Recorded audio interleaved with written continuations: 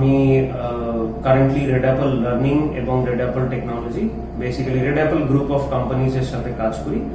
আমি কলকাতা বেসড এবং আমি রেড অ্যাপল টেকনোলজিজে কাজ করি as a head of training and development, and red apple learning এ কাজ করি অ্যাজ আ বিজনেস হেড। আমার ব্যাকগ্রাউন্ড হচ্ছে আমি born and brought up in Ranchi এবং 27 বছর ধরে আমি মিডিয়া এন্টারটেইনমেন্ট ইন্ডাস্ট্রির সাথে কানেক্টেড। আর আমি masters in fine arts from Rabindra Bharati and animation specialisation আমি করেছি ভ্যানকুভার ফিল্ম স্কুল থেকে, এবং সিনেমাটোগ্রাফি করেছি আমি নিউ ইয়র্ক ফিল্ম একাডেমি থেকে। তারপরে পুরো ওয়ার্ল্ডের বিভিন্ন জায়গায় বিভিন্ন কোম্পানিতে কাজ করে এসেছি। এর আগে আমি ওয়ার্ল্ডের টপ 3 মিডিয়া এন্টারটেইনমেন্ট কোম্পানিজের মধ্যে দুটো গ্রুপ অফ কোম্পানিজের সাথে কাজ করে এসেছি। I was head of recruitment and training for Deluxe Entertainment Service Group in India, and I was head of recruitment and training for Prime Focus Group of companies in India. এবং Prime Focus এর সাথে থাকার সময় আমি ওদের education division start করেছিলাম, যেটা হচ্ছে prime focus academy of media entertainment studies. এর সাথে সাথে আমি সেন্ট্রাল গভর্নমেন্টের মিডিয়া এন্টারটেইনমেন্ট সেক্টর স্কিল কাউন্সিলের সাথেও আমি অ্যাসোসিয়েটেড লাস্ট 8 বছর ধরে as a subject matter expert and master trainer. আর আমি ইস্ট অ্যান্ড নর্থ ইস্টের স্টেটসগুলিতে আমি মূলত কাজ করে থাকি। সো আজকে আমরা যেই জন্য এখানে এসেছি সেটা রিজন হচ্ছে যে আপনাদের সবাইকার অনেক প্রশ্ন আছে নিজের ক্যারিয়ার নিয়ে এবং গেমিং ইন্ডাস্ট্রি নিয়ে অনেক কোয়েশ্চেন আছে, সেইগুলোকেই আমরা আজকে আপনাদের কোয়েশ্চেনের থ্রুতে অ্যাড্রেস করতে এসেছি। The portal, it's open. Don't fail me now.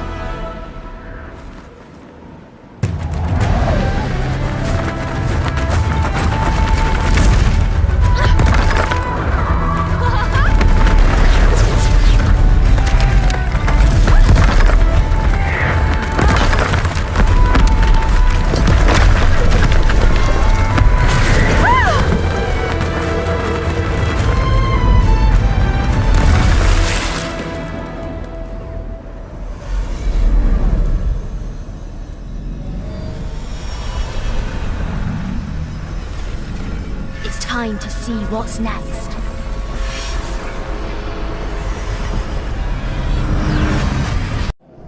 আপনারা জাস্ট একটা গ্লিমস দেখলেন আমরা কি নিয়ে কথা বলতে চলেছি। তো যেমন আমরা একটু আগেই দেখলাম, let's discuss what's next.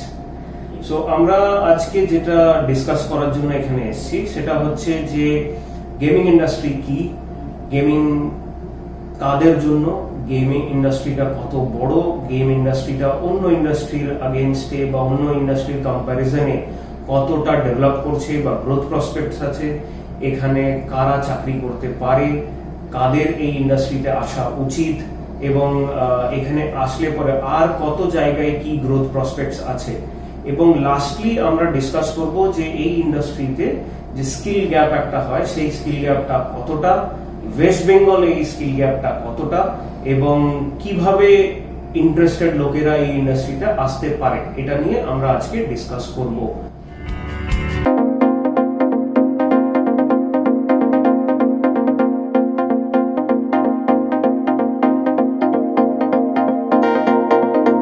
So সব থেকে প্রথমে আমরা ডিসকাস করব কি আপনাদের মধ্যে অনেকজনই জিজ্ঞেস করেছেন যে গেমিং ইন্ডাস্ট্রি কি, এটার সম্পর্কে ডিটেল জানতে চাই, গেমিং ইন্ডাস্ট্রির প্রসপেক্ট কি আছে। তো সর্বপ্রথম সেটা নিয়েই আমরা আগে কথা বলি। তো গেমিং ইন্ডাস্ট্রি নিয়ে একটা সব থেকে বড় যে প্রবলেম আছে, এটা ইস্টার্ন ইন্ডিয়া, এন্টার ইস্টার্ন ইন্ডিয়াতে এখানে অ্যাওয়ারনেস খুবই কম অ্যাজ কম্পেয়ার টু আমি যদি ওয়েস্টার্ন ইন্ডিয়া বা সাউথ ইন্ডিয়া বা নর্থ ইন্ডিয়াতে আমি দেখি, সেখানে অ্যাওয়ারনেসটা অনেক বেশি, এবং স্টুডেন্ট হোক বা মা বাবা হোক বা এডুকেশন সিস্টেম হোক সেখানকার, তারা অনেকটাই লিবারেল এবং এই জিনিসটা অনেক বছর ধরেই তারা অ্যাডপ্ট করে নিয়েছে। Now unfortunately for entire east India, আমি ওয়েস্ট বেঙ্গল খালি বলছি না, বাট মূলত ইস্ট ইন্ডিয়াতে এই জিনিসটার অ্যাওয়ারনেস কম। ফলে কি হচ্ছে যে এই ইন্ডাস্ট্রি সম্পর্কে লোকেরা জানতেও পারছে না, তো তাই আজকে আমি তাদের জন্যই সবাইকে জানিয়ে দিই যে গেমিং ইন্ডাস্ট্রি মানেই যে মা বাবারা বা বন্ধু বান্ধবরা বলে থাকে বা অনেক ইউটিউবাররা বলে থাকে যে গেম খেলা সেটাই গেমিং ইন্ডাস্ট্রি, এটা কিন্তু নয়। গেমিং ইন্ডাস্ট্রি একটা $multi-billion ইন্ডাস্ট্রি, যেটা আজকের ডেটে গ্লোবালি যদি আমি দেখি তো স্পোর্টস ইন্ডাস্ট্রি আর মিউজিক ইন্ডাস্ট্রি দুটো পুরো গ্লোবাল স্পোর্টস আর মিউজিক ইন্ডাস্ট্রিকে কম্বাইন যদি করে দিই তার থেকেও বড় হচ্ছে গেমিং ইন্ডাস্ট্রি। গেমিং ইন্ডাস্ট্রিতে কি আছে? গেমিং ইন্ডাস্ট্রিতে ওয়েব বেসড গেমস আছে, গেমিং ইন্ডাস্ট্রিতে মোবাইল গেম ইন্ডাস্ট্রি আছে, গেমিং এ আপনার পিসি ইন্ডাস্ট্রি আছে, গেমিং এ console, Xbox, PS4, PS5, Nintendo, এই সমস্ত জিনিস কিন্তু গেমিং ইন্ডাস্ট্রিতে আসে। গেমিং ইন্ডাস্ট্রিকে মেইনলি আমরা যেটা করতে পারি সেটা হচ্ছে রিয়েলিস্টিক্যালি যদি ডিভাইড করা যায়, একটা হচ্ছে গেম ডেভেলপমেন্ট আর একটা হচ্ছে গেম প্লে।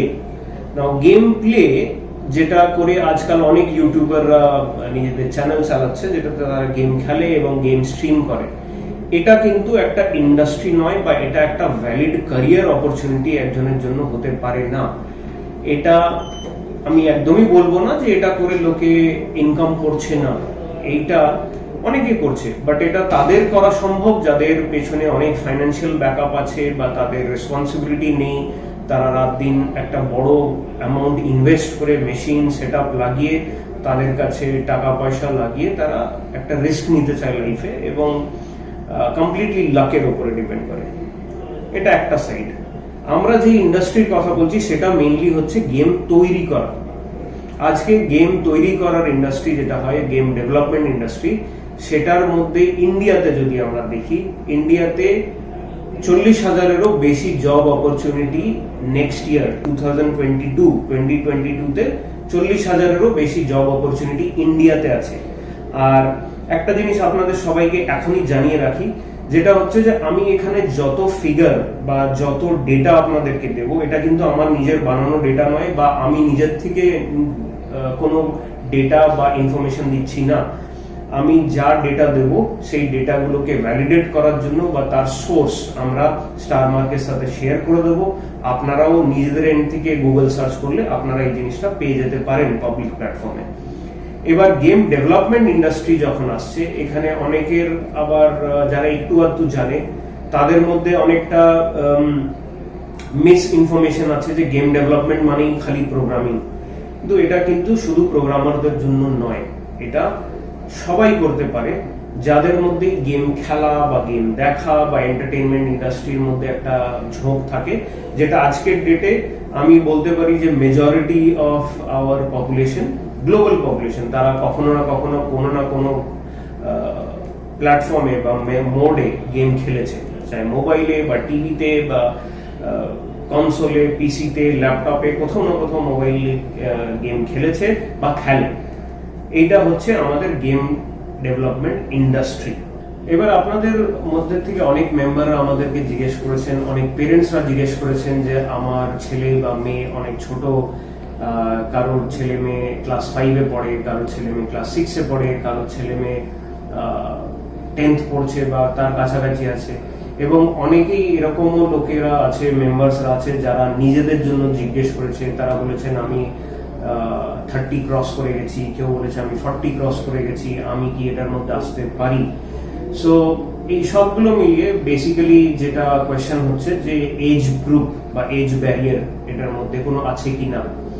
টেকনিক্যালি স্পিকিং এটাতে কোনো এজ ব্যারিয়ার এই ইন্ডাস্ট্রিতে আসার জন্য বা এই কাজটা শেখার জন্য কোনো এজ ব্যারিয়ার নেই, কাজটা শেখার জন্য। কিন্তু আপনি যদি এই ইন্ডাস্ট্রিতে কাজ করতে চান তাহলে একটা অবভিয়াসলি একটা মিনিমাম এজ গ্রুপ লাগে, যেটা আমাদের as per our law of our country, একটা ছেলে বা মেয়ে চাকরি করতে চাইলে তাকে 18+ হতেই হবে। বাট তার মানে এই নয় যে তারা তার আগে শিখতে পারে না, অবভিয়াসলি শিখতে পারে। সে যদি তারা কম্পিউটার লিটারেট হয়, কম্পিউটার অপারেট করতে জানে, তারা শিখতে পারে। আর আপার এজ লিমিট যদি আমি বলতে চাই, তো আপার এজ লিমিটও অবভিয়াসলি আমাদের দেশে একটা আপার এজ লিমিটের সিলিং আছে অফ 60 ইয়ার্স। তো আপ টু 60 ইয়ার যে কেউ শিখতে পারে। চাকরি করার ক্ষেত্রে যেটা হচ্ছে যে আপনি যদি শিখে থাকেন, আপনি ওয়ার্কফোর্সের মধ্যে ওই এজ গ্রুপের মধ্যে 18 to 60-র মধ্যে আছেন, আপনি আসতে পারেন। আচ্ছা, এরপরে কথা বলি যে অনেকে জিজ্ঞেস করে যে আমার এটা নেক্সট কোয়েশ্চেন হচ্ছে, যেখানে অনেকে জিজ্ঞেস করেছে যে আমি অন্য ফিল্ডে পড়াশোনা করেছি, আমি কি ইন্ডাস্ট্রিতে আসতে পারি? যেমন কেউ আমাকে জিজ্ঞেস করেছিল যে আমি HR রিলেটেড পড়াশোনা করেছি, একজন জিজ্ঞেস করেছে যে আমি পলিটিক্যাল সায়েন্স নিয়ে পড়াশোনা করেছি, একজন জিজ্ঞেস করেছে আমি হিস্ট্রি নিয়ে পড়াশোনা করেছি, এবং এরকমই আরো অনেক জিনিস। তো মেইন কথাটা যেটা আমি এটার থেকে বুঝতে পারছি যে আলাদা আলাদা স্ট্রিমের ছেলেমেয়েরা জিজ্ঞেস করছে যে আমরা এই ইন্ডাস্ট্রিতে আসতে পারি কি না। আবার এটারই সাথে আমি আরেকটা কোয়েশ্চেন অ্যাড করে দিচ্ছি, অনেকে এখানে জিজ্ঞেস করেছে ফ্রেশাররা কি এখানে অ্যাপ্লাই করতে পারে। সো এই যে সেকেন্ড কোয়েশ্চেনটা আছে যে ফ্রেশাররা এই ইন্ডাস্ট্রিতে বা রেড অ্যাপলে বা আমাদের কোম্পানিতে অ্যাপ্লাই করতে পারে কি না, আমি এটাতে যেটা বুঝতে পারছি যে আমি ভুল হতে পারি, বাট আমি যেটা এটার থেকে বুঝতে পারলাম যে মেম্বাররা জিজ্ঞেস করছে যে আমি এই জিনিসটা নিয়ে যদি না জানি তাহলে আমি কি জব পেতে পারি। আমি HS পাস, আমি গ্রাজুয়েট, আমি পোস্ট গ্রাজুয়েট, আমি আমি বিটেক, আমি BCA, আমি MCA, বা আমি নর্মাল একটা graduate, honours graduate, pass course graduate, আমি কি এটাতে চাকরি করতে পারি? আনফরচুনেটলি এই ইন্ডাস্ট্রি বা আজকের ডেটে পুরো দুনিয়ার ম্যাক্সিমাম ইন্ডাস্ট্রি কিন্তু এডুকেশনাল কোয়ালিফিকেশনের উপরে চাকরি দেয় না। এবং এটা এতটাই সত্যি যে আমাদের গভর্নমেন্ট গত বছরে NEP 2020 লঞ্চ করেছে, যেটা কমপ্লিটলি স্কিল বেসড হবে। এবার থেকে আমাদের দেশে যত চাকরি বাকরি হবে apart from academic related job, মানে টিচার, প্রফেসর, রিসার্চ, এইসবের ছাড়া যা কিছু চাকরি থাকবে সেগুলো স্কিল বেসে হবে, not on the basis of our academic qualification. Now এটার মধ্যে সেকেন্ড কোয়েশ্চেনটা আগে আমি আনসার করি যে আমি অ্যাজ আ গ্রাজুয়েট আমি কি এখানে যেতে পারি as a fresher? Unfortunately no. আপনাকে কাজ করতে গেলে ওই পার্টিকুলার জব রোল বা এই ইন্ডাস্ট্রিতে যা যা পজিশনস থাকে, সেই পজিশনে যা যা কাজ হয়, সেই কাজগুলোর নলেজ আপনার কাছে থাকতে হবে। সে আপনি ক্লাস 8 পাস হতে পারেন, আপনি 12 পাস হতে পারেন, আপনি PG করে থাকতে পারেন। আপনি যদি এই ইন্ডাস্ট্রিতে যে কাজগুলো হয়, যে জবগুলো পাওয়া যায়, সেই জবের যদি আপনার কাছে স্কিল নলেজ থাকে তাহলে ডেফিনেটলি আপনি চাকরি করতে পারেন, আমাদের কোম্পানি হোক বা যে কোনো কোম্পানি হোক। নেক্সট আসছি যে অন্য স্ট্রিমের ছেলেমেয়েরা এই ইন্ডাস্ট্রিতে আসতে পারে কিনা। অ্যাবসলিউটলি আসতে পারে, এখানে স্ট্রিম রিলেটেড কোনো এখানে রেস্ট্রিকশন নেই। এবার আপনাদের সবাইকে একটা জিনিস বুঝিয়ে দিই, যেটা হচ্ছে আমি আগে যখন বলেছিলাম যে গেম তৈরি করা, গেম ডেভেলপমেন্ট। এবার গেম ডেভেলপমেন্ট বা গেমকে তৈরি করার জন্য আলাদা আলাদা ডিপার্টমেন্ট থাকে, আলাদা আলাদা স্কিল সেট লাগে সেখানে। এটার একটা খুব বড় পার্ট কিন্তু প্রোগ্রামিং আছে ডেফিনেটলি। সেই ডেভেলপমেন্ট, সেটাকে আমরা ডেভেলপমেন্ট বলি। সো প্রোগ্রামিং এর পার্টটা যেটা আছে, সেই পার্টে আপনাকে শিখতে গেলে বা চাকরি করতে গেলে আপনার ডেফিনেটলি একটা টেকনিক্যাল ব্যাকগ্রাউন্ড দরকার। এটা বলার পরে আমি আবার ক্ল্যারিফাই করে দিই, তার মানে এই নয় যে আপনাকে ইঞ্জিনিয়ারিং করতে হবে বা বিটেক, BCA, MCA বা এই সব রকমের কোনো ডিগ্রি বা ডিপ্লোমা লাগবে, এরকম কিন্তু একেবারেই নয়। BSc আর্টস, সায়েন্স, কমার্সেরও স্টুডেন্টরা যদি নিজের থেকে বা বাইরের থেকে কোথাও থেকে একটা কম্পিউটার ইনস্টিটিউট থেকে বেসিক প্রোগ্রামিং স্কিল যদি তারা নিয়ে থাকে, তারাও কিন্তু অ্যাপ্লাই করতে পারে। যেটা আমাদের ইন্ডাস্ট্রিতে আমরা দেখে থাকি, রেড অ্যাপেলেও দেখে থাকি, যে আমরা একটা স্টুডেন্টের বেসিক প্রোগ্রামিং স্কিলটা একটা টেস্ট নিয়ে থাকি আগে, তাদেরকে ট্রেনিং দেওয়ার আগে আমরা বেসিক প্রোগ্রামিং স্কিলের টেস্ট নিয়ে থাকি। বিকজ আমরা যদি একদম জিরো থেকে প্রোগ্রামিং শুরু করি, আমরা জানি না যে 6 মাস পরে সে মানুষটা প্রোগ্রামিংটা শিখতে পারবে কিনা। তাই জন্য আমরা চেষ্টা করি যে একটা স্টুডেন্ট বা একটা ক্যান্ডিডেট তার একটা basic programming understanding, fundamental principal লেভেলে তার আছে কিনা। এটা হলো একটা পার্ট। এর পরের পার্ট হলো যে আরো যে ডিপার্টমেন্ট গুলো বা আরো যে স্পেশালাইজেশন গুলো থাকে, সেখানে কিন্তু টেকনিক্যাল ব্যাকগ্রাউন্ডের দরকার পড়ে না, কিন্তু টেকনিক্যাল ব্যাকগ্রাউন্ডের স্টুডেন্টরাও ওইদিকে যেতে পারে। এবার এইটাকে আমরা আরো ক্রিয়েটিভ ডিজাইনের দিকটাকে আমরা আরো ডিভাইড করে দিতে পারি 2D তে আর 3D তে।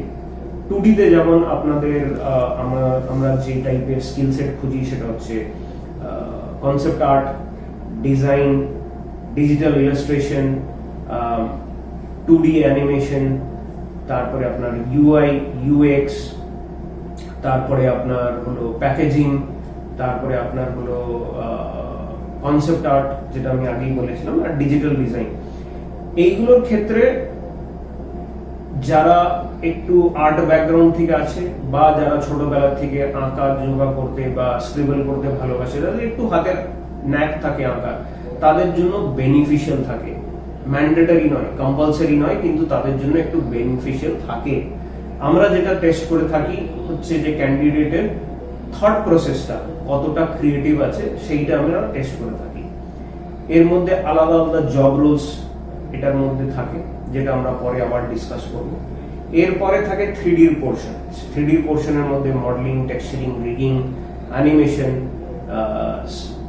VFX, সিমুলেশন, আরো অনেক রকমের লাইটিং, রেন্ডারিং, লেভেল ডিজাইন, এইসব জিনিস আমরা শিখিয়ে থাকি বা এইসব আলাদা আলাদা জব রোলস থাকে। এটার মধ্যেও নন টেকনিক্যাল ব্যাকগ্রাউন্ডের ছেলেমেয়েরা এটার মধ্যে আসতে পারে।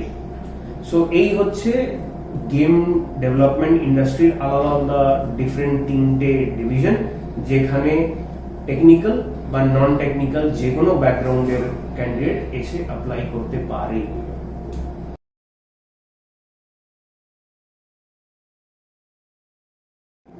আপনাদের মধ্যে আরেকটা ছোট্ট জিনিস আপনাদের মধ্যে অনেকেই জিজ্ঞেস করেছেন যে এই ইন্ডাস্ট্রিতে আসতে গেলে কি সবাইকে ইংলিশ জানতে হয় বা ইংলিশের কি একদম এক্সপার্টাইজ দরকার বা খুব প্রফিশিয়েন্ট দরকার হয়, স্পোকেন ইংলিশের কতটা ইম্পর্টেন্স আছে। সো এইটার মধ্যে আমি একটাই আনসার দেব যে ইংলিশ জানাটা দরকার। স্পোকেন ইংলিশটা খুব একটা আপনি যদি প্রফিশিয়েন্ট না থাকেন তাহলেও আসতে পারবে। ইংলিশ জানাটা এই জন্য দরকার কেন কি যত সফটওয়্যার ইউজ হয় বা যা টেকনোলজি ইউজ হয় সেগুলো কিন্তু সব ইংলিশেই আছে। এবার সেগুলো যদি আমি না বুঝতে পারি তাহলে আমার পক্ষে কিন্তু খুব অসুবিধা হয়ে যায় কোনো কাজ করার জন্য। এবার গোটা জিনিসটাই যেহেতু কম্পিউটারের মধ্যেই হয়, এটার থেকে কিন্তু পার পাওয়ার কোনো অপশন নেই। এবার আসি যে ইংলিশ কমিউনিকেশন স্কিলস কতটা দরকার। ইংলিশ কমিউনিকেশন যখন আপনি ইন্ডাস্ট্রিতে ঢুকছেন, আপনি একটা এন্ট্রি লেভেল পজিশনে আপনি ঢুকছেন, তখন আপনার ইংলিশ কমিউনিকেশন স্কিলের প্রফিসিয়েন্সিটা যদি খুব ভালো নাও থাকে কোনো অসুবিধা নেই, আপনি যদি বুঝতে পারেন সেটা মোর দ্যান ইনাফ। আচ্ছা, এরপরে আরেকটা কোয়েশ্চেন যেটা খুব ইম্পর্টেন্ট এবং আমি থ্যাঙ্কফুল কি আপনাদের মধ্যে থেকে বেশ কয়েকজন মেম্বার এই কোয়েশ্চেনটা করেছিলেন যে গেমিং টেকনোলজি দিয়ে কি শুধু গেম বানানো যায় বা গেম খেলা যায়, এটা কি আরো কোথাও ইউজ করা যায় কিনা। এই কোয়েশ্চেনটা শুনে আমরা আমাদের এখানে টিম সব থেকে প্রথমে খুব আমরা এক্সাইটেড হয়ে গেছিলাম যে ফরচুনেটলি কিছু লোকেরা আছে যারা ঠিক কোয়েশ্চেন করছে। তো এই কোয়েশ্চেনটার আনসারে আপনাদেরকে বলি যে গেমিং টেকনোলজি এমন একটা টেকনোলজি হচ্ছে যেটা শুধুমাত্র গেমের জন্য আজকের ডেটে লিমিটেড নেই। অবভিয়াসলি এটার মেজর ইউটিলাইজেশন হচ্ছে গেমিং এর মধ্যে, গেম ডেভেলপমেন্টের জন্য। সেটা যেমন আপনাদেরকে বললাম, সেটা পিসি হোক বা অনলাইন হোক বা মোবাইল প্ল্যাটফর্ম হোক বা কনসোল মার্কেট হোক। এটা ছাড়াও যেটা আজকের দিনে ইউজ হচ্ছে এই টেকনোলজিটা, সেটা হচ্ছে আপনার AR VR এ। অনেকে ভাবে যে AR VR এও খালি গেম তৈরি হয়, কিন্তু AR VR টেকনোলজি ইউজ করে মেডিকেল ইন্ডাস্ট্রি আজকের ডেটে অনেক বেশি ডেভেলপ করছে AR আর VR টেকনোলজিতে। আগেকার দিনে যখন একটা মেডিকেল স্টুডেন্ট সার্জারি শিখতো, তাদেরকে একটা ফিজিক্যাল ডেড বডি এনে তার উপরে কাটা ছেঁড়া করে শিখতে হতো। আজকের ডেটে সেইটা করতে হয় না। আজকের ডেটে AR আর VR টেকনোলজিতে সেই সব জিনিসগুলোকেই একটা ডাক্তার বা একটা মেডিকেল স্টুডেন্ট আরো ডিটেইলে, আরো বেশি টাইমে, আরো ভালোভাবে শিখতে পারে। আর শুধু মেডিকেল ইন্ডাস্ট্রি নয়, AR VR টেকনোলজি আজকের দিনে ক্যাপিটাল গুডসে, কনস্ট্রাকশন ইন্ডাস্ট্রিতে, মিলিটারি ইন্ডাস্ট্রিতে, পুলিশে, আর এরকম অনেক ইন্ডাস্ট্রি আছে যেখানে ট্রেনিং এর জন্য ইউজ হয়। আমরা একটা ক্লায়েন্টের জন্য গত 4 বছর ধরে কাজ করে যাচ্ছি, যেটা NDA এর জন্য আপনাদেরকে নাম বলতে পারবো না, একটা মাল্টিন্যাশনাল ক্লায়েন্ট। তারা গোটা ওয়ার্ল্ডে কনস্ট্রাকশনের কাজ করে এবং তাদের ওখানে যে ওয়ার্কাররা, যে মেশিনারি বা ইকুইপমেন্ট তারা ইউজ করে, তাদেরকে ওই হাইটেক অত বড় বড় আর অত ডিফিকাল্ট মেশিনগুলোতে হ্যান্ডস অন ওদেরকে কাজ করতে দেওয়ার আগে তাদের ট্রেনিং করানো হয়, এবং সেই ট্রেনিং ম্যাটেরিয়ালটা আমরা আমাদের কোম্পানি তৈরি করে থাকে এআর আর ভিআর। তো ভিআর এর গ্লাস করে তারা ওই মেশিনটা চালানো শেখে। যেমন ধরুন দুবাইয়ের ওপরে বুর্জ খলিফার ওপরে বড় বড় ক্রেনের ওপরে তারা কনস্ট্রাকশন করছে, সেটা একেবারে ডেঞ্জারাস কাজ।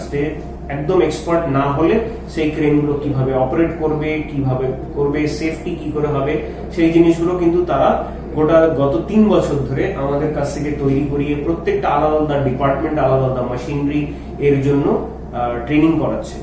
আরেকটা আমার নিজের পার্সোনাল এক্সপিরিয়েন্স থেকে আপনাদেরকে বলছি, আমি আজ থেকে 8 বছর আগে দুবাইয়ের আবুধাবিতে ওখানকার পুলিশ ডিপার্টমেন্টের সাথে কাজ করেছি, যেখানে ওনারা গেমিং টেকনোলজি ইউজ করে নিজেদের সোয়াট টিম আর দুবাইয়ের যে স্পোর্টস কার নিয়ে যে পুলিশরা থাকে, ট্রাফিক পুলিশ বা ওখানকার পুলিশরা থাকে, তাদের ট্রেনিং গুলো ওরা ওই গেমিং টেকনোলজি দিয়ে করে থাকে। নাও সোয়াট টিমকে লাইভ বন্দুক বা লাইভ অ্যামিনিশন দিয়ে ট্রেনিং করানোর আগে তারা ওই ভিআর টেকনোলজি দিয়ে তাদেরকে পুরো ট্রেনিং সিমুলেশন করায়, এবং একটা পার্টিকুলার পরীক্ষা পাস করে র্যাঙ্কিং নিলে তবে গিয়ে তাদেরকে রিয়েল লাইফ ট্রেনিং এ ঢোকানো হয়।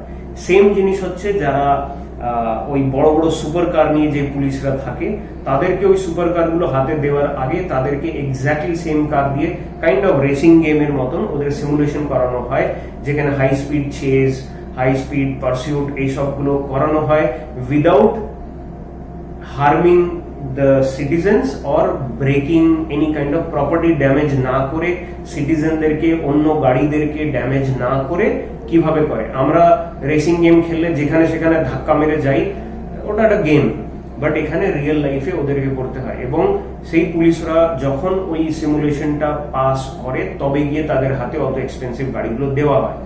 সিমিলারলি এরকম অনেক রকমের আছে টেকনোলজি আর স্ট্রিম যেখানে এগুলো ইউজ করা হয়। এরপরে এআর ভিআর টেকনোলজি আপনার ইউজ হচ্ছে আজকের দিনে ভিএফএক্স এ।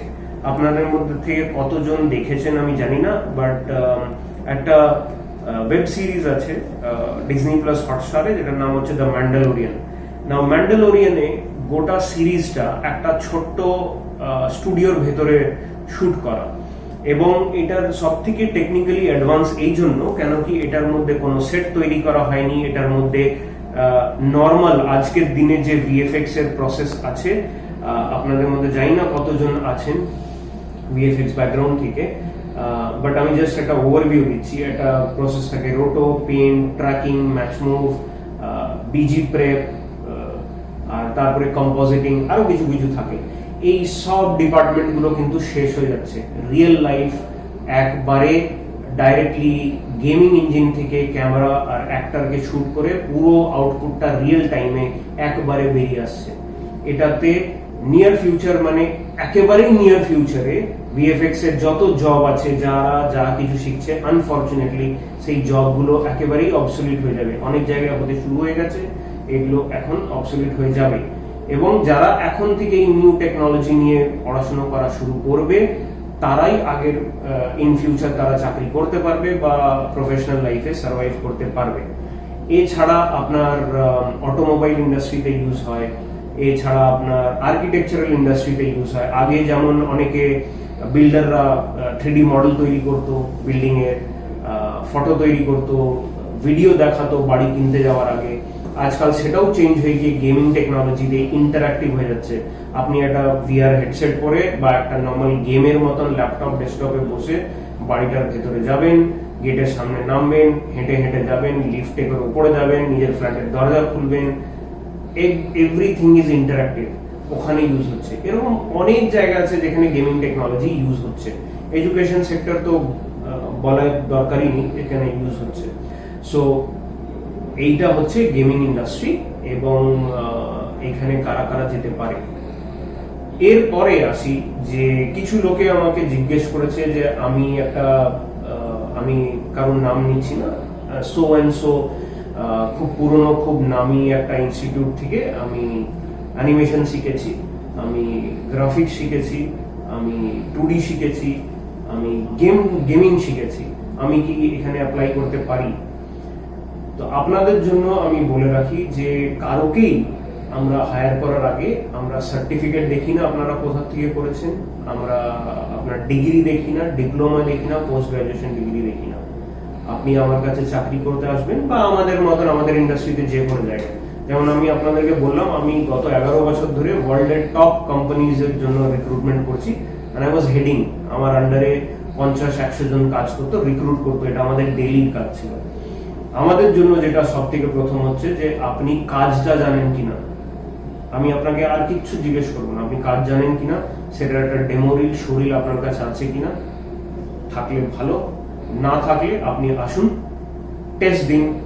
টেস্ট আপনি যেই কাজের জন্য এসেছেন সেই কাজের যদি আপনি টেস্ট দেবেন, টেস্টে যদি ক্লিয়ার করেন ওয়েলকাম, যদি আপনি টেস্টে ক্লিয়ার না করতে পারেন অ্যাবসলিউটলি সরি। তো আপনি যে কোনো ইনস্টিটিউট থেকে করে থাকতে পারেন, আপনি টেস্ট দিন, টেস্টে ক্লিয়ার হলে আপনি চাকরি পাবেন। আরেকটা জিনিস বলে রাখি যে আমরা নিজেরা 11 বছর ধরে রিক্রুটমেন্ট করছি তো গেমের জন্য, এবং আমরা একটা প্রবলেম, সব থেকে বড় প্রবলেম, শুধু আমরা নয় গোটা ইন্ডাস্ট্রি ফেস করে আসছে। আমরা যথারীতি যখনই লোকের দরকার হয় আমরাও গুগলের যাই, সার্চ করি game development institutes, game development colleges in West Bengal, Kolkata. Google কিন্তু এক গাদার লিস্ট দেয়, এবং ওই সব ইনস্টিটিউট, কলেজ, ইউনিভার্সিটিকে আমরা কল করতাম, আমাদের এই লোক চাই, আমাদের এই স্পেশালাইজেশনের লোক চাই। এবং আমরা আজ অবধি কোনো ইনস্টিটিউট থেকে, সেই সব নামি দামি ইনস্টিটিউট কলেজের থেকে কিন্তু একটাও লোক পাইনি, বা যে লোক আমাদের কাছে পাঠানো হতো তারা গেমিং ইন্ডাস্ট্রি তো ছাড়ুন, এই টেকনোলজি বা এই সফটওয়্যার বা এই স্কিলস নিয়ে একেবারেই তারা কিচ্ছু জানতো না। আরেকটা যেটা কাজ হয়ে থাকে ওয়েস্ট বেঙ্গলে, যে অনেক ইনস্টিটিউট বলে কি আমরা গেমিং শেখাবো, এবং তাদের অ্যাডে লেখা থাকে গেমিং শেখাবো, এবং যখন স্টুডেন্টরা ওখানে যায় অবভিয়াসলি তারা জানে না। আর এগুলো খুব বড় বড় নামি ওয়েল নোন ইনস্টিটিউটস, তাদের ওখানে যখন স্টুডেন্টরা যায় তারা তাদেরকে গ্রাফিক্স, ওয়েব ডিজাইন, অ্যানিমেশন এইসব জিনিস শিখিয়ে তাদেরকে বলা হয় যে এইটাই শিখে আপনি গেমিং ইন্ডাস্ট্রিতে যেতে পারেন, এইগুলোই ইউজ হয়। তো এটার জন্য আমি একটা জাস্ট আজকে এটা ফোরামও নয় বা বলার জায়গাও নেই বা টাইম নেই অতটা, আমি জাস্ট একটা জিনিস বলে রাখছি, আপনাদের মধ্যে থেকে অনেকেই আছেন যারা এইসব কোর্স করেছেন। একটা জিনিস মনে রাখবেন যে সফটওয়্যার শেখা আলাদা জিনিস, এবং ওই সফটওয়্যারটা ইউজ করে একটা স্কিল আর্ন করা একেবারেই আলাদা জিনিস। সো এই যত কলেজ, ইউনিভার্সিটি, ইনস্টিটিউটস গুলি আছে সেগুলো কিন্তু সফটওয়্যার শেখাচ্ছে, সেই স্কিল আর ওই ইন্ডাস্ট্রি রেলিভেন্ট স্কিলগুলো বা ওই এক্সপার্টিসটা কেউ শেখায় না। নেক্সট এই রাউন্ডের কোয়েশ্চেন একটাতে লাস্টে আসি, যে আমাকে একজন জিজ্ঞেস করেছিলেন যে আমার এক বন্ধু BSc in animation, VFX and gaming করেছে সো এন্ড সো ইউনিভার্সিটি থেকে। সব থেকে প্রথম কথা যে ওই বিএসসিটা কি আদৌ ইউজিসি বা এআইসিটি অ্যাপ্রুভড? কেন কি ইউজিসি আর এআইসিটি কিন্তু বিএসসি ইন গেমিং, অ্যানিমেশন আর ভিএফএক্স অ্যাপ্রুভ করেনি। কিন্তু ইউজিসি আর এআইসিটি যেটা অ্যাপ্রুভ করেছে সেটা হচ্ছে BVoc, bachelor in vocational studies. Because আমি আপনাদেরকে শুরুতে যেটা বলেছিলাম কি আমি সেন্ট্রাল গভর্নমেন্টের স্কিল ডেভেলপমেন্ট মিনিস্ট্রির সাথে গত 8 বছর ধরে আমি কানেক্টেড, এবং আমার কাজই হচ্ছে যে ইস্ট এন্ড নর্থ ইস্টের 11টা স্টেটের মধ্যে এই ইন্ডাস্ট্রিটাকে অ্যাওয়ারনেস করা, এর ট্রেনিং টাকে বাড়ানো, এবং তার এমপ্লয়মেন্টের জন্য অপরচুনিটি গড়ে তোলা। এবং আমি আপনাদেরকে বলতে পারি যে এই সব কোর্সগুলো কিন্তু ইউজিসি বা এআইসিটি থেকে অ্যাপ্রুভ নয়। আনফরচুনেটলি অনেকেই আমি দেখেছি যে যারা এই সবগুলো না চেক করেই অ্যাডমিশন নিয়েছে, এবং তাদের জন্য আমরা আনফরচুনেটলি এখন আর তাদের জন্য কিছু করতে পারবো না। আচ্ছা, এবার আসি যে যারা অলরেডি এসব করে নিয়েছে তাদেরকে কি আমরা হায়ার করব? আগেন আমার আনসার হচ্ছে যে ইয়েস, আপনি আসুন, টেস্ট দিন, টেস্ট দিয়ে যদি আপনি ক্লিয়ার করতে পারেন আপনি জয়েন করতে পারেন। আমাদের এখানে দুজন আছে, একজন ওয়েস্ট বেঙ্গলের একটা খুব রিনাউন্ড ইউনিভার্সিটি থেকে BSc in game, animation, VFX and games করেছে, এবং আরেকজন আছে যে আউটসাইড অফ ওয়েস্ট বেঙ্গল থেকে, ওখানেও একজন একটা খুব রিনাউন্ড ইউনিভার্সিটি থেকে BSc in animation, VFX and gaming করেছে। আনফরচুনেটলি তারা গ্র্যাজুয়েট হওয়ার পর জানতে পারে যে তাদেরকে যা কিছু শেখানো হয়েছে 3 বছরে সেটা একেবারেই রেলিভেন্ট নয়, বা তাদেরকে জাস্ট ওভারভিউ দিয়ে ছেড়ে দেওয়া হয়েছে, এবং তারা কিছুতেই একটা নর্মাল ইনস্টিটিউটে পড়াশুনো করা ছেলে মেয়ের থেকেও কম জানে তারা, এবং তাদের ইউনিভার্সিটির ডিগ্রিতে তাদের মার্কস কিন্তু খুব ভালো, অ্যাবাভ 80% মার্কস আছে তাদের। তো তারা এখন এখানে এসে জানতে পেরে, আমাদের সাথে কথা বলে, আমাদের এখানে টেস্ট দিয়ে জানতে পেরে, তারা নিজেরাও আরো অনেক রিসার্চ করে তখন তারা বলে যে স্যার আমরা তাহলে ট্রেনিং করতে চাই, এবং তারা আমাদের এখানে এখন অ্যাজ আ ট্রেনিং কাজ করছে। আরেকজন জিজ্ঞেস করেছিলেন কি আমি এমবিএ করেছি, আর খুব ভালো বড় রিনাউন্ড একটা ইউনিভার্সিটি থেকে আমি এমবিএ করেছি, এবং আমি এমবিএ করার পরে আমি খালি সেলসের চাকরি পাচ্ছি, বা আমি ক্রেডিট কার্ড বিক্রি করার চাকরি পাচ্ছি, বা আমি লোন বিক্রি করার চাকরি পাচ্ছি, এটা ছাড়া আর কোনো প্লেসমেন্ট হচ্ছে না ভালো। তো আনফরচুনেটলি তাদের জন্য এখন MBA is equivalent to the graduate degree which was like 20-30 years ago, unfortunately. আর একটা খুব ভুল ধারণা এই আমাদের প্রাইভেট কলেজেস গুলো, no hard feelings against any particular, এটা করে দেওয়া হয়েছে সিস্টেমের থেকে যে এমবিএ করলেই নাকি লোকে ম্যানেজার পজিশনে চাকরি পায়, এবং একটা ব্লু কাঁচের বিল্ডিং এর মধ্যে খুব ভালো কর্নার একটা কেবিন পেয়ে তারা চাকরি পায়। এটা খুবই ভুল ধারণা।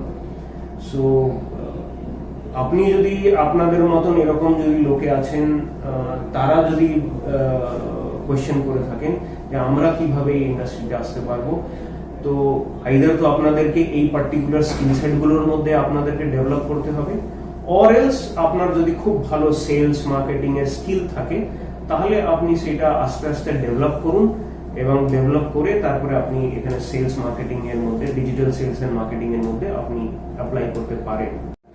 আচ্ছা, এরপরে আরেকটা কোয়েশ্চেন অনেকজন মেম্বার জিজ্ঞেস করেছে যারা বোধহয় ইঞ্জিনিয়ারিং ব্যাকগ্রাউন্ডের থেকে আছে, যে আমরা বিই, বিটেক, এমই, এমটেক করেছি এবং আমরা আলাদা ফিল্ডে করেছি, এবং আমরা কেউ ওর মধ্যে থেকে ডেটা সায়েন্স পড়তে চাইছে, কেউ এবার ওর মধ্যে থেকে পাইথন পড়তে চাইছে, এবং কেউ গেমিং করতে চাইছে, এবং এরা সবাই চাকরি পায়নি বিই, বিটেক করে। তাদের জন্য আমি বলে রাখি, যেহেতু পাইথন এবং ডেটা সায়েন্সটা তো আমাদের ফিল্ড নয়, তো এটাতে আমি একটাই জিনিস বলতে পারবো যে আপনারা যদি পাইথন বা ডেটা সায়েন্স নিয়ে পড়তে চাইছেন আপনারা পড়তে পারেন, সেটা আপনাদের চয়েস। আপনারা কিন্তু ইন্ডাস্ট্রির নিয়ে একটু ভালো করে রিসার্চ করুন অনলাইন গিয়ে, এবং যে ইনস্টিটিউট থেকেই আপনারা পড়াশুনো করবেন বা ভাবছেন পড়াশুনো করতে, তাদের ওখানে কতটা শেখাবে সেটা তো পরে কোয়েশ্চেন করা উচিত, ওখান থেকে প্লেসমেন্টটাও কতটা সিকিউরড আছে সেটা কোয়েশ্চেন করা আগে সব থেকে বড় ইম্পর্টেন্ট জিনিস।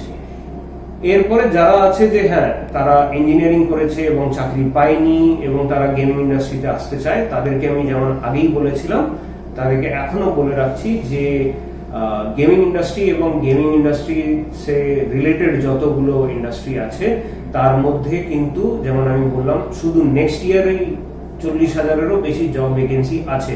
আপনারা যদি আজকের থেকে সেই জিনিসটা নিয়ে পড়াশোনা করতে চান বা ট্রেনিং করতে চান বা শুরু করেন, আপনাদের জন্য আজকের দিনে সব থেকে বেস্ট অপরচুনিটি এখানে পড়ে আছে।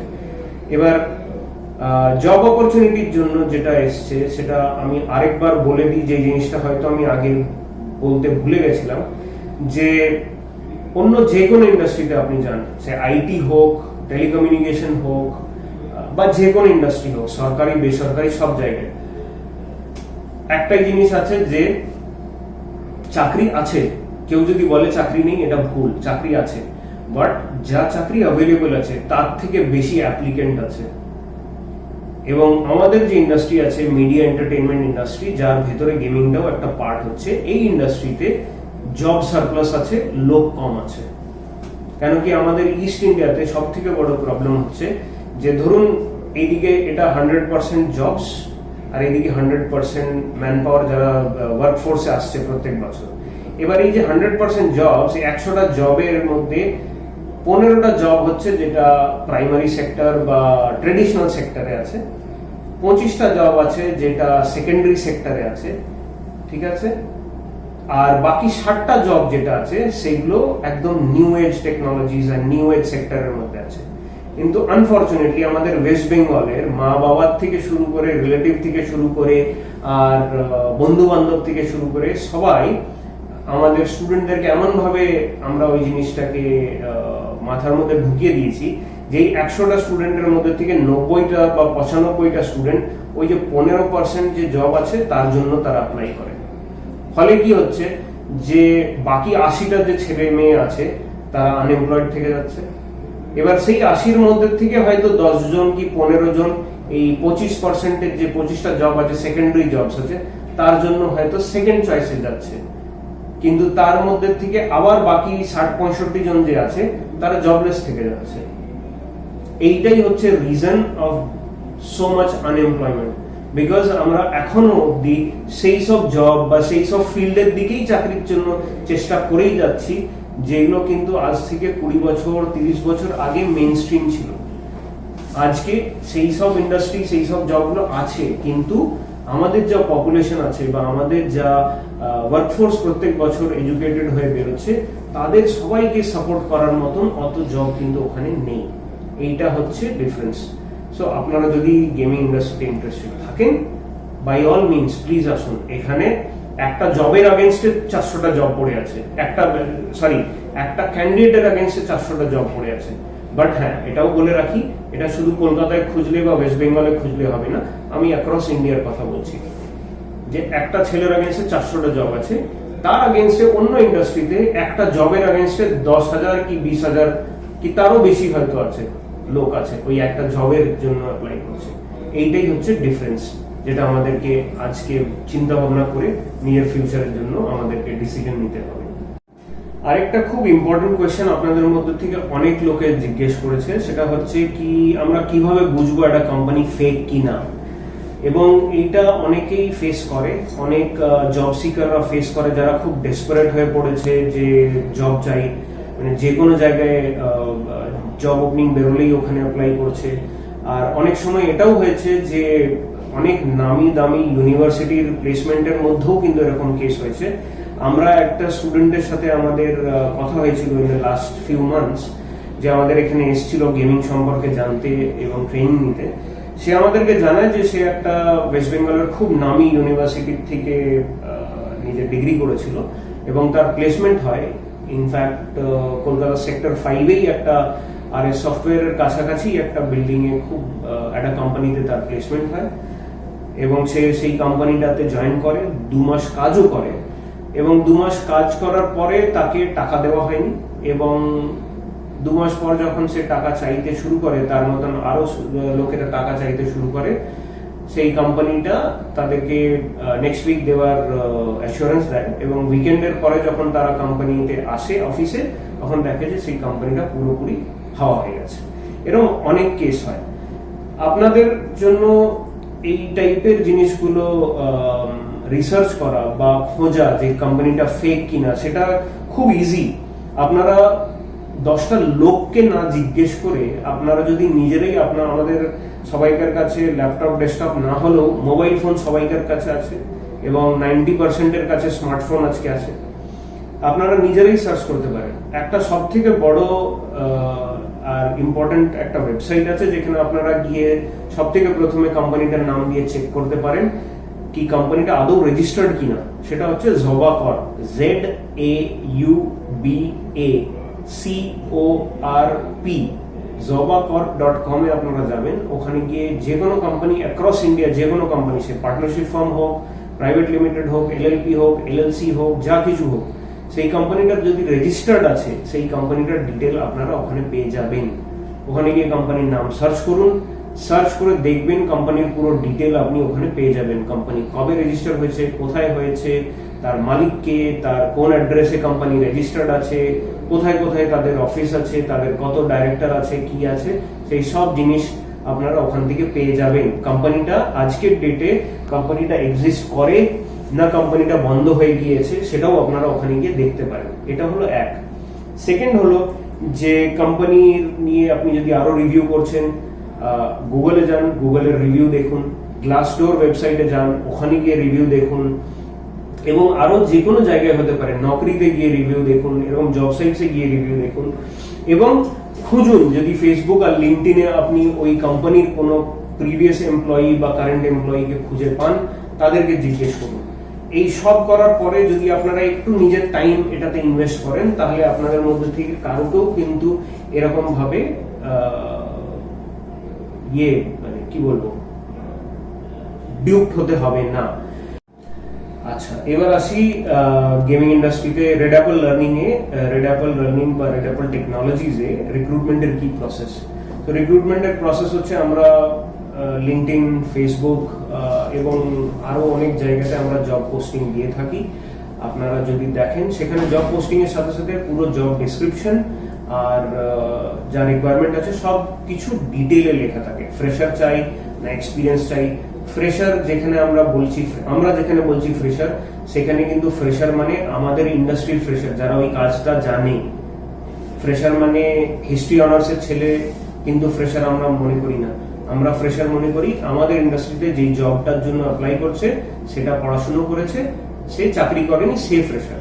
এটা হলো একটা জিনিস। এই সব ডিটেল গুলো পড়বেন। পড়ে যদি আপনি দেখেন আপনি এক্সপিরিয়েন্স বা ফ্রেশার বা আপনি সব রিকোয়ারমেন্ট গুলো ফুলফিল করছেন, সিভি পাঠান। প্রত্যেকটা সিভির একটা স্ক্রিনিং হয়, সেটা আমাদের কোম্পানিতে বা আমি আগে যে কোনো কোম্পানিতে কাজ করেছি সেটা একটা স্ক্রিনিং হয়। এবার অনেকজন বলে যে আমি সিভি পাঠিয়েছি, আমি কোনো কল পাইনি, রেসপন্স পাইনি। আনফরচুনেটলি এটা কিন্তু পসিবল নয় সব এইচআরদের জন্য। তাদের কাছে শয়ে সিভি আসে, হাজার সিভি আসে, এবং তার মধ্যে থেকে মেজরিটি সিভি ইররিলেভেন্ট সিভি থাকে। অনেকে সিভি লিখতেই জানে না, অনেকে মেল পাঠায়, মেলের মধ্যে সাবজেক্ট থাকে না, মেল বডিতে কিছু লেখা থাকে না। সেটা অ্যাবসলিউটলি তখনই এইচআররা রিজেক্ট করে দেয়, ডিলিট করে দেয়, খুলেও দেখে না। আপনি এক্সপেক্ট করতে পারবেন না যে একটা এইচআর বসে 1000 সিভি 1000 মেল প্রত্যেক দিন পড়বে, খুলে বুঝবার চেষ্টা করবে যে সেই লোকটা কোন পজিশনের জন্য অ্যাপ্লাই করেছে এবং তার মধ্যে সেই এক্সপিরিয়েন্সটা বা সেই স্কিল সেট গুলো আছে কি না। সেটা কারোর কাছে ফিজিক্যালি পসিবল নয়। তো সেগুলো লিটারালি কাছাড়ার ডাব্বায় চলে যায়।